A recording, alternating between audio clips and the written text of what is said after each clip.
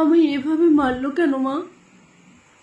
মা, আমি তো যেমন ডিউটিতে যাই সেরকমই ডিউটিতে গেছিলাম, কিন্তু আমি তো জানতাম না যে আজই আমার শেষ দিন। আমি তো আমার জুনিয়রদের সাথে একসাথে কত গল্প করতে করতে রাতের খাবার খেয়েছিলাম। জানো মা, অনলাইন থেকে খাবার অর্ডার করেছিলাম, আমার প্রিয় খাবারটা, ওটাই আজ খেয়েছিলাম। তখনও যদি একটু বুঝতে পারতাম এটাই আমার শেষ খাওয়া, এটাই আমার শেষ গল্প। ডিউটির বাঁধনে আমি যখন ক্লান্ত হয়ে গেলাম মা, আমার চোখ দুটো ঘুমে বন্ধ হচ্ছিল, একটু শরীরে ক্লান্তি মেটাতে গেলাম, তখনও যদি বুঝতাম মা সারা জীবনের মতো বিশ্রামে চলে যাব, তখন ভোর রাতে আমি ওয়ার্ডে একা, ভোরের শীতল বাতাসে আমার একটু ঠান্ডা লাগতে আমি লাল চাদরটা ঢাকা দিয়ে একটু চোখ বন্ধ করেছিলাম মা। শুধু শুধু সেই সময়ের অপেক্ষা থাকা ওরা আমার সাথে।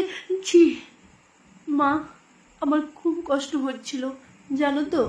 অনেকবার আমি বারণ করেছিলাম, চিৎকার করছিলাম, বাঁচাও বাঁচাও, কে আছো বা আমাকে বাঁচাও, কিন্তু কেউ আমার চিৎকার, আমার আর্তনাদ শুনতে পায়নি জানো তো মা।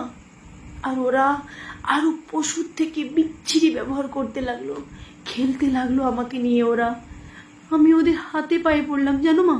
আমি এটাও বললাম যে আমাকে ছেড়ে দাও, দয়া করো ছেড়ে দাও, আমি কাউকে কিচ্ছু বলবো না, আমাকে যেতে দাও। কিন্তু ওরা আমায় তাদের একটা বারও চলে যাওয়ার সুযোগ দিল না। দিল না তোমার কোলে শেষবারের মতো মাথা রাখতে, দিল না শেষবারে তোমার হাসি ভরা মুখটা দেখার সুযোগ করে, দিল না বাবার স্বপ্নের তার রাজকন্যার বড় ডাক্তার হওয়ার কাহিনীকে সত্য করতে। আমার গলা টিপে ধরে, নিজেদের সর্বশক্তি দিয়ে আমার গলা চেপে ধরে মা জানো, আমি অনেক চেষ্টা করলাম বাঁচার, কিন্তু হয়তো আজ ভগবানও চাইনি যে আমি হয়তো বেঁচে থাকি। ওই পশুদের শক্তির কাছে আমি হেরে যাই, আমার গলার হাড় ওরা ভেঙে যায়, ওরা আমায় এভাবেই ওখানে ফেলে রেখে চলে যায় বিবস্ত্রভাবে। সকালে সবাই আসে, কিন্তু এ কি, আমি কারোর সাথে কথা বলতে পারছি না। তোমাকেও দেখতে পাচ্ছি, তোমার কত করে ডাকছি, তুমি শুনতে পাচ্ছ না কেন মা আমার ডাক? ও মা, মা গো, এই তো দেখো না মা, ও মা, এই তো আমি, তুমি কাঁদছো কেন? কি হয়েছে তোমার? ও মা, দেখি মা সামনে একটা লাশের দিকে তাকিয়ে হাউ মাউ করে কাঁদছে। লাশটার মুখ দেখতে পেয়ে আমি শিউরে উঠি। এ কি, এটা যে আমারই নিথর দেহ, আমি কি তবে মারা গেছি? আমিও কাঁদতে শুরু করলাম।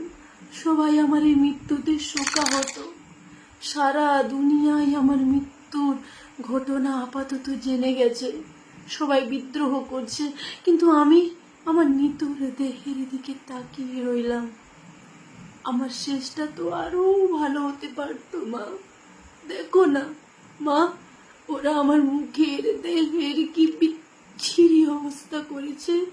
দেখো না মা, আমার চিৎকার করতে ইচ্ছে করছে, কিন্তু আমার আওয়াজ এখন কেউ শুনতে পারছে না। আমি এতগুলো লোকের সামনে চিৎকার করছি, কিন্তু কেউ আমার চিৎকার শুনতে পাচ্ছে না। কেউ না মা, কেউ না, তুমিও না, তুমিও না।